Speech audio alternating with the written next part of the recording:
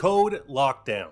The lockdown code is used when there is a violent, armed individual inside or outside the school, or there is an imminent threat to staff or students. There should be no hesitation in announcing the lockdown, and the decision should be made immediately by whoever receives the call to the office.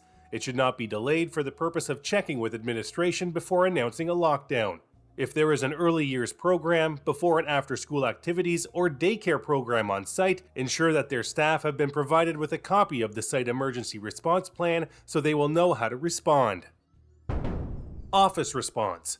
When the lockdown code is announced, staff and students will hear a distinctive message from the main office that will be repeated twice. In this case, members of the school emergency response team and the unassigned staff do not respond to the main office, but rather take shelter themselves. In addition, staff should not worry about changing the school's voicemail message or posting pre-made signage on all entrance doors. If you are working at a site where the visual indicators have been installed above the entrance doors and in high-noise areas, those flashing lights will be visible. Staff-student response. Once the announcement has been made, staff inside the building must quickly clear the hallways of all students before moving everyone to a secure area that locks. If you are working in an open area such as a gymnasium, cafeteria, or a library that cannot be locked, you need to move immediately to an alternate secure location. Once in that location, no one moves in or out of the room.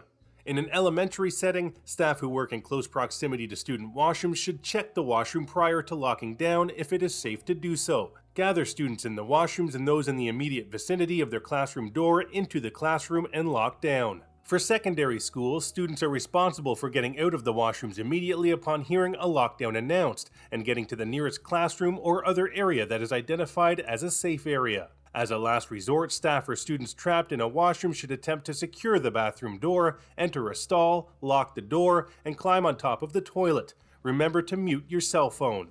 If not already in the locked position, staff need to lock their classroom doors and cover the door windows with a darkening material. Cloth or Bristol board are acceptable covers.